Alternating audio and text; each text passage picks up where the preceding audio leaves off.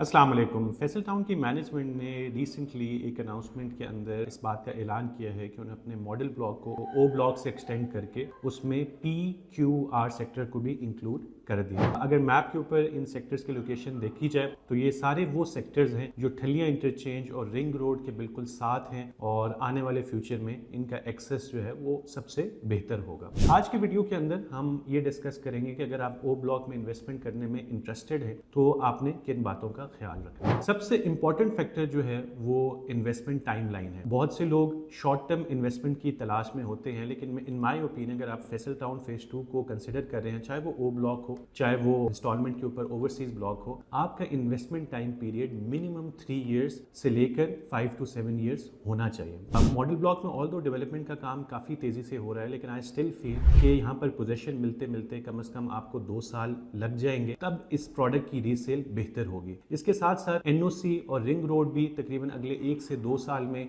ये दोनों काम होते हुए नजर आ रहे हैं। तो जब रिंग रोड एक्टिव हो जाएगी, एनओसी मिल जाएगा, तो तब भी आपकी प्लॉट प्राइसेस को एक अच्छा जंप मिलेगा। लेकिन अगर आप 4 to 6 मंथ या लेस देन 1 ईयर की इन्वेस्टमेंट करने में इंटरेस्टेड हैं, तो आई फील कि Faisal town phase 2 is not the right product. इसके साथ अगर हम प्राइस कंपैरिजन की बात करें, एडजेसेंट सोसाइटी इसके करीब टॉप सिटी 1 है, जहां पर इस वक्त ऑन ग्राउंड प्लॉट 5 मरले का 60 to 65 लाख का है। तो उस लिहाज से जो 5 मरला का रेट है 27,90,000, ये एक अच्छा रेट है और हम उम्मीद कर सकते हैं कि जब यहाँ पर पोजीशन आएगा 1.5 से 2 साल के अरसे में, तो ये प्राइसेस 60 लाख तो नहीं, लेकिन एटलीस्ट 40-45 लाख तक यहाँ पर 5 मरले का प्लॉट जा सकता है। ओवरऑल पॉपुलेट होने में फैसल टाउन को टाइम लगेगा, क्योंकि बिग सोसाइटी वालों का तो प्लान 1 लाख प्लस कनाल के ऊपर इसको डेवलप करने का है। लेकिन अगेन पॉपुलेशन अगर आएगी तो सबसे पहले वो मॉडल ब्लॉक के अंदर आएगी। एक थर्ड और ये बहुत ही इंपॉर्टेंट चीज है, इसको आपने हमेशा कंसिडर करना है जब आप फैसल टाउन फेज 2 के अंदर इन्वेस्टमेंट कर रहे हो। आपने जब भी कोई बैलेटेड प्लॉट लेना है